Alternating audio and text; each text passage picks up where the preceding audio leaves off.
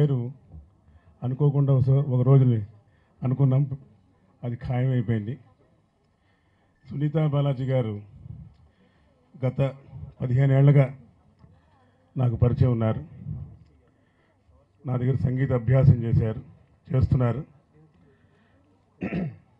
ఈ ఆల్బమ్ చేద్దామని అనుకున్నప్పుడు పాటల సెలక్షన్ దగ్గర నుంచి ఇవి ఇలాగ ఉంటే బాగుంటుంది, అలా ఉంటే బాగుంటుంది అని అనుకుంటూ మొదటగా ఇంకొక నా చెల్లెలు లాంటి అమ్మాయి, నేను తంపెళ్ళ సూర్యనారాయణ గారి దగ్గర సంగీతం నేర్చుకుంటున్నప్పుడు అమ్మాయి 4వ క్లాసు 5వ క్లాసు స్కూల్ డ్రెస్ వేసుకొచ్చేది అనమాట. ఇంత ఉండేది. ఆ అమ్మాయి ఎవరంటే నిత్య సంతోషిని. చాలా ఎస్టాబ్లిష్డ్ సింగర్ అమ్మాయి. అయినా కూడా ఈ పాటలన్నిటికీ ట్రాక్ పాడడం నిజంగా సునీత బాలాజీ గారి అందరితోని ఎలా స్నేహంగా ఉంటారు, ఎంత ప్రేమగా ఉంటారు అందరితో, దానికి నిదర్శనం అది. ఎందుకంటే ఇవాళ రేపు సింగర్స్ చూస్తున్నాం, ఒక పాట పాడేటప్పటికే యాటిట్యూడ్స్ ఒక్కొక్కడికేను. అటువంటిది మరి నిత్య సంతోషిని అన్ని పాటలు ఫస్ట్ నేను దగ్గరుండి టేక్ చేసినప్పుడు అలాగ మార్పులు చేసి చెప్పడం, చాలా ఓపిక్గా అమ్మాయి బాగా పాడింది. ఇన్ఫ్యాక్ట్ మేము ఈ పాటలో 2 పాటలు, అంటే ఒక పాట పూర్తిగా రంజన్ రాగమాలికలో 2 రాగాలు చిత్రగారు పాడడం నిజంగా అదృష్టం, ఈ ఆల్బమ్కి అదృష్టం. అది ప్లస్ పాయింట్. అది ఆవిడ ఎంత అంటే యాటిట్యూడ్స్ గురించి చెప్పాలంటే, పిల్లలు ఇవాళ రేపు అక్కడ ఇక్కడ టీవీలో పాడి ఎంత తట్టుకోలేకపోతున్నాం. అటువంటిది చిత్రమ్మ గారు ఆవిడ భోజనం చేస్తూ ఆవిడ ఇందాక గమనించుంటారు, గురువుగారు అంటున్నారు. మీరు గురువుగారు అనకూడదమ్మా నన్ను అన్నాను వారి ఇంట్లో. లేదు, ఇవాళ ఒకరోజు మీ దగ్గర నేను పాడాం కదా, నేర్పించారు కదా, కాబట్టి గురువుగారే. ఎంతమంది అంటున్నారండి అలాగే చెప్పండి. అది ఆవిడ మనసు. ఇంకా ఆ తర్వాత పెద్దలు చాలామంది వచ్చారు. జానకమ్మ గారు మా ఇన్స్టిట్యూషన్కి వచ్చారు ఒకసారి. మా శిష్యులు పాటలు అందరూ విన్నారు. చాలా ఎంత ఒక్కొక్కరికి అంటే వాళ్ళ దగ్గర నుంచి మనం ఏం నేర్చుకోవాలి. మన రావు బాలసరస్వతి గారు, ఆవిడ మెడ్రాస్లో నా కాన్సర్ట్కి వచ్చారు. అన్నమయ్య కాన్సర్ట్ పాడాను, రావు బాలసరస్వతి గారు వచ్చారు. వచ్చినప్పుడు నేను పలుకు తేలిన తల్లి పాడాను అభేర్ రాగంలో. పాడితే ఒకసారి మా ఇంటికి రావడం కూడా జరిగినప్పుడు ఎంత బాగా అప్రిషియేషన్ అంటే, ఆవిడ చాలా సీనియర్. ఆవిడ మేము అందరం పిల్లలు, ఆవిడ కెరీర్ మొదలుపెట్టినప్పుడు పుట్టుండం కూడా. అటువంటిది ఆవిడ ఇందాక కూడా నా పక్కన కూర్చొని మీ దగ్గర నేర్చుకోవాలండి. అది ఏమిటది అంత హంబులా, అంత మేము తట్టుకోలేకపోతున్నాం అంటే మీ దగ్గర నుంచి ఎంత నేర్చుకోవాలి మేము కానీ, మా నెక్స్ట్ జనరేషన్ కానీ. ఆ తర్వాత పక్కనే కోటి గారు సీనియర్ మ్యూజిక్ డైరెక్టర్, వాళ్ళ నాన్నగారు రాజేశ్వరరావు గారు విజయనగరం మహారాజా మ్యూజిక్ కాలేజ్ చదువుకున్నారు. నా డాక్టరేట్ థీసిస్లో విజయనగరం సీట్ ఆఫ్ మ్యూజిక్ అని నాకు డాక్టరేట్, అది థీసిస్. అది అందులో వారి నాన్నగారి గురించి రాశాను, మీ నాన్నగారి గురించి రాశాను నేను. ఆ తర్వాత వారు అప్రిషియేట్ చేయడం నిజంగా నా అదృష్టం. సీనియర్ వాళ్ళందరూ ఎంత హిట్స్. ఒక పాట, మీ పాట నేను పాడుతుంటాను పిల్లలకి, మోహన్ రాగం గురించి చెప్పాలంటే వీరు పాట పాడుతుంటారు. అంటే ఐడెంటిఫికేషన్ ఆఫ్ రాగా చెప్పాలంటే వాళ్ళకి తెలిసినట్టు చెప్పాలి. గువ్వా గోరింకతో అని వస్తుంది, ఆవిడ పాడారు. అది పిల్లలకి మోహన్ రాగం ఎలా ఐడెంటిఫై చేయాలి, ఇగో ఆ పాట అని చెప్పి నేను అది కూడా ఎగ్జాంపుల్ ఇస్తుంటాను. ఎందుకంటే వాళ్ళు అవి ఎక్కువ వింటారు పిల్లలు. నేనా అమ్మో చెప్తాను, ఇది నా స్టైల్.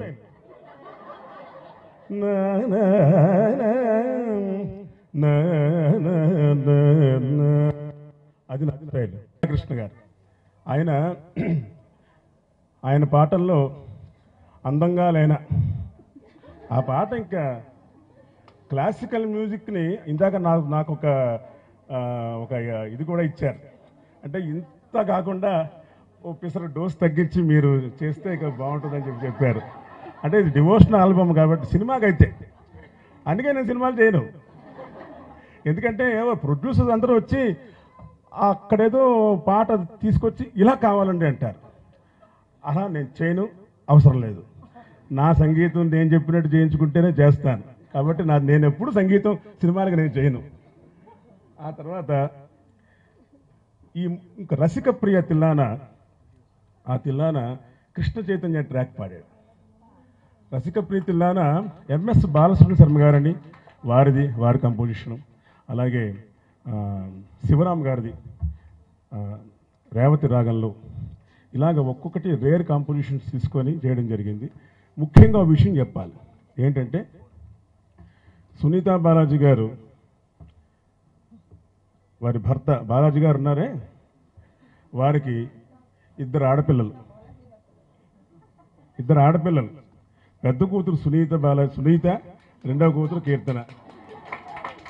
ఎందుకంటే ఇందాక స్వప్న గారు చెప్పారు, సునీత బాలాజీ గారిని ఇద్దరిని కూడా ఇక్కడ ఉండే భార్యాభర్తలు ఎవరైనా ఒకటి ఇంక్లూడింగ్ మీ ఆదర్శంగా తీసుకోవాల్సిన అవసరం ఉంది. ఎందుకంటే ఆవిడకి ఎక్కడా కష్టం కలగకుండా, ఆవిడ చెప్పినట్టు స్వప్న గారు చెప్పినప్పుడు పూల తివాచి వేస్తూ ఆవిడకి రికార్డింగ్ చేయడానికి ప్రతి పాట రికార్డింగ్ అప్పుడు ఆయన ఉన్నారు బాలాజీ గారు.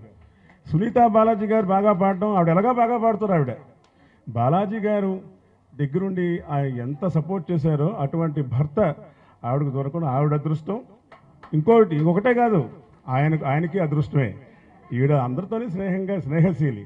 సో ఇంకొకటి ఏంటంటే, మీకు విషయం తెలియని విషయం, బాలాజీ గారు అద్భుతంగా గిటార్ వాయిస్తారు. ఈసారి కార్యక్రమంలో మనం ఎలా కలుసుకోబోతున్నాం అంటే, ఆయన గిటారు ఈవిడ పాట, దాంతోనే కలిసిపోతున్నాం. సారీ, క్షమించాలి, సారీ. ఇది ముగ్గురు కూతుళ్ళు బాలాజీ గారికి తల్లి గారు, సునీత అండ్ కీర్తన. ఇది బాగుంది, త్రిశక్తి ఉంది ఇంట్లో. మొదట రావుబాల సరస్వతి అమ్మ మెత్తటి వెన్నలాంటి ముద్ద పాట విన్న ఫ్యాన్ అయిపోయాను. నన్ను అందరూ అడిగేవాళ్ళు, నీలాగే ఉంటారు ఆవిడ అని. నేను ఎప్పుడు చూడలేదు. ఇట్లా నాకు ముగ్గురు అమ్మలు రావడము నా అదృష్టం. రాజాం గారు మెట్రో ఇండియా డైలీ ఇంగ్లీష్ నన్ను ఎంతో ఒబ్లైజ్ చేసి ఈ వేదికకు వచ్చి నన్ను బ్లెస్ చేశారు. చాలా థ్యాంక్స్. కోటి సార్ నాకు చాలా పెద్ద బ్లెస్సింగ్ ఇచ్చారు. రాలేనమ్మా అన్నారు, కానీ ఈరోజు వచ్చి నన్ను బ్లెస్ చేశారు, నాకు ఒక సోదరులుగా ఉండి. రాధాకృష్ణ గారు ఇంకొక చిన్న సోదరులు, నా తమ్ముడు లాంటి వాళ్ళు. నన్ను మీరందరూ వచ్చి ఆశీర్వదించారు. ఇంకా ముఖ్యంగా చిత్ర చేచి గురించి కొంచెం చెప్పాలి. నేను ఈ ఆల్బమ్ అనేది నా ఒక కళ. నేను అనుకోలేదు, ఈ అనారోగ్యాల వల్ల ఇంకా నేను చాలా సర్జరీలు అయ్యాయి, నేను పాడాలి అని నేను అనుకోలేదు. ఈ ఒక్క కళ మిగిలిపోయింది. 3 ఏళ్లుగా దీని గురించి చాలా అనుకున్నాను. అక్కకు చెప్పాను, నువ్వు ఎప్పుడైనా సరే నువ్వు సీడీ చేసుకో, కానీ పాటలన్నీ నువ్వు పాడాలి. నేను పాడితే నీకేంటి వస్తుంది పేరు, అలా కాదు, నువ్వు పాడాలి అని. నేను పాడినా మీరు ఒక్క పాటనా పాడాలక్క అంటే తప్పకుండా పాడతాను అని మా చిత్ర చేచి, మా విజయంచేట అంటే శ్రీ విజయశంకర్ గారు, చిత్ర గారి హస్బెండ్, నాకు ఎంతో సపోర్ట్ ఇచ్చారు. చెన్నైలో వాళ్ళ ఇంట్లో మాకు ఆతిథ్యం ఇచ్చి రికార్డింగ్ మా గురువుగారు మేము వెళ్ళి అక్కడ చేసుకున్నాం. చాలా బాగా జరిగింది. ఇంక ఇప్పుడు మా గురువుగారి గురించి చెప్పాలి. నేను ఇలా చేసుకోవాలి ఒక సీడీ అని గురువుగారిని అప్రోచ్ అయ్యాను. తప్పకుండా చేద్దామమ్మా అని నేను చాలా చక్కటి పాటలు ఎన్నుకొని నన్ను ఎంతో భరించి నన్ను మౌల్డ్ చేసి నేను ఎలా పాడాలి అని నాకు రికార్డింగ్లో టెక్నిక్స్ అన్నీ నేర్పించి నన్ను ఎంతో బాగా పాడించారు. నన్ను నాలో బెస్ట్ తీసుకొని నా సీడీ ఇంత బాగా ఒక త్రిశక్తి ఆయన కూతురు అన్నారు కదా, నన్ను కూడా ఆయన కూతురులాగే భావించి నన్ను పాడించారు. నేను సదా మీ అందరికీ కృతజ్ఞురాలు. ఇంకా మిగతా నేను ఇంకా చెప్పాలి. నిత్య పాట స్వప్న మాటతో ప్రోగ్రాం స్టార్ట్ అయింది. నాకు ఇలా ఎందరో చెల్లెళ్ళు తమ్ముళ్ళు ఉన్నారు హైదరాబాద్లో, గొప్ప గొప్ప ఆర్టిస్టులు. అది నేను చేసుకున్న అదృష్టం. నేను చాలా మామూలు మనిషిని, కానీ నాకంతా ఇలాంటి వాళ్ళు నాకు చెల్లెళ్ళు తమ్ముళ్ళు అన్నలు ఉన్నారంటే అది నా అదృష్టం. స్వప్న థ్యాంక్ యూ. నిత్య ట్రాక్స్ అన్నీ పాడడం నాకు ఎప్పుడో నేను చేసుకున్న అదృష్టం. నిజంగా చెప్పాలంటే ఆ అమ్మాయి ఒక్కొక్కసారి డైరెక్ట్గా ఎవరికైనా దొరకడం కూడా కష్టం, అంత బిజీ ఆర్టిస్ట్. అలాంటి ఒక అమ్మాయి నాకు ట్రాక్స్ అన్నీ పాడింది. Thanks to K C. Praveen sound engineer చాలా బాగా మిక్సింగ్ చేశారు, చాలా థ్యాంక్స్. ఇంకా ప్రవీణ్, స్వామి, పన్నినారాయణ అందరికీ గురువుగారు చెప్పినట్టు అందరు మ్యూజిషియన్స్కి చాలా థ్యాంక్స్ అండి. ఇంకా నేను చెప్పాలంటే నేను ఇప్పుడు చెప్పాలి. నా స్కూల్ ఫ్రెండ్స్, నా కాలేజ్ ఫ్రెండ్స్, ఎక్కడెక్కడో వేరే ఊర్ల నుంచి వచ్చారు. నా మ్యూజిక్ ఫ్రెండ్స్, నా ఫ్యామిలీ, నా వెల్ విషర్స్ అందరూ మీకు మీ కెమెరాస్కి బ్యాక్ ఉన్నారు. వాళ్ళు మమ్మల్ని చూడలేరు కూడా, వేరే ఊర్ల నుంచి కూడా వచ్చారు. అందరికీ చాలా చాలా థ్యాంక్స్ అండి.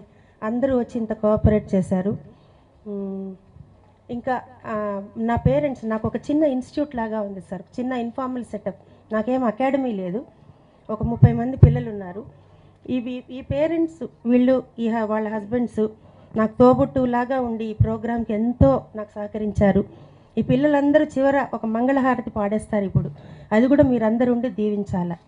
ఇంకా చివర నేను నా హస్బెండ్ గురించి చెప్పకపోతే నేను ఫెయిల్ అవుతాను. ఎందుకంటే ఆయన లేని నేను లేనండి ఈరోజు. ఆయన నాకు ఎంత ప్రోత్సాహం అంటే, ఒక చెల్లెలు, ఒక కూతురు, ఒక అమ్మ, అన్నీ తనే అయి నన్ను చూసుకున్నారు. నా ఫ్యామిలీకి అందరికీ, నేను నా ఇన్లాస్కి, నా మొత్తం మా అమ్మ నాన్న, నా కజిన్స్ అందరికీ థ్యాంక్స్ చెప్తున్నాను. ఇంకెవరినైనా మర్చిపోయి ఉంటే క్షమించండి. Once again thank you so much.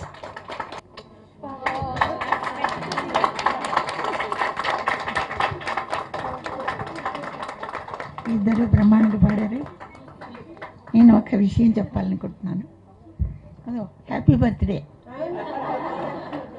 ఇవాళ హ్యాపీ బర్త్డే కదా, అందరూ ఆశీర్వదించారు. ఆ అమ్మాయి సుఖంగా 125 ఏళ్ళు సుమంగళిగా ఉండి పాడుతూ ఉండాలి నా కోరిక. చిన్న కానుక ప్రస్తుతం నా దగ్గర ఉండేది ఒక 1500 ఇస్తున్నా. సుమంగళి బాబా బెస్ట్ ఆఫ్ లక్.